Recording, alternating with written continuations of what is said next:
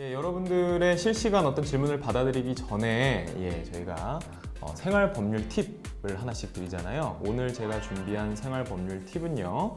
유류분이라는 것입니다. 유류분에 대해서 뭐 이렇게 처음 들어보시는 분들도 있으실 텐데요. 이런 경우를 예를 들어 볼게요. 이제 부모님이, 아버님이 재산이 많으신 분인데 자식이 뭐 한 3, 4명 돼요. 그런데 10손가락 깨물어서 안 아픈 손가락은 없지만 덜 아픈 손가락은 있거든요, 분명히. 그래서 자식들이 평소에 이제 생활 태도에 따라서 그 아버지의 마음에 드는 자식도 있고 아닌 자식도 있을 거예요. 그러니까 아버지가 돌아가시면서 나는 이 재산을 뭐 둘째에게 다 줄 것이다. 너네들 나머지는 나한테 못했으니까 10원도 주지 않을 거야.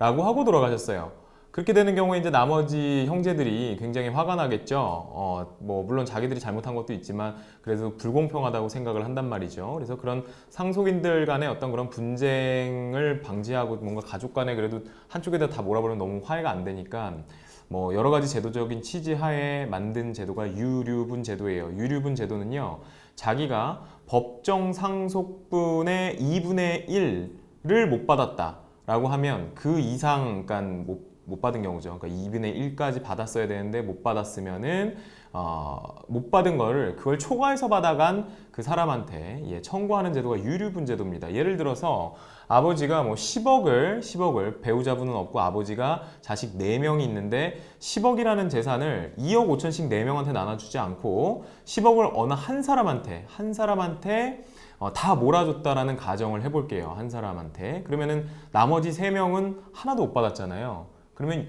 유류분은 얼마를 청구할 수 있냐 하면요. 자기의 법정 상속분의 2분의 1이에요. 그러니까는 10억을 자녀 4명이 법정 상속분대로 상속을 받았을 때는 각 2억 5천만 원씩 받을 수가 있는데 그거의 2분의 1, 그러니까 1억 2,500만 원이 되겠죠. 그게 유류분이에요.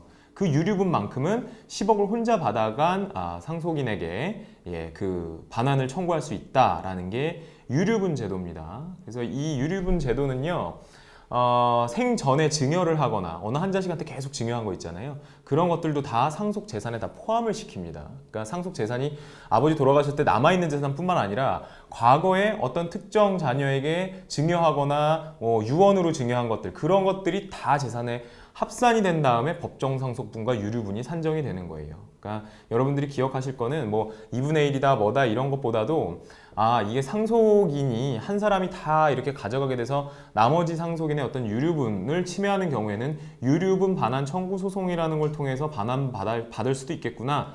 이 정도 내용만 기억을 하시면요. 나머지 자세한 내용은 인터넷을 검색하시면 훨씬 더 자세하게 나와 있습니다. 아시겠죠? 유류분 반환 청구. 그런 제도가 있다는 것을 알아두시면 되겠습니다.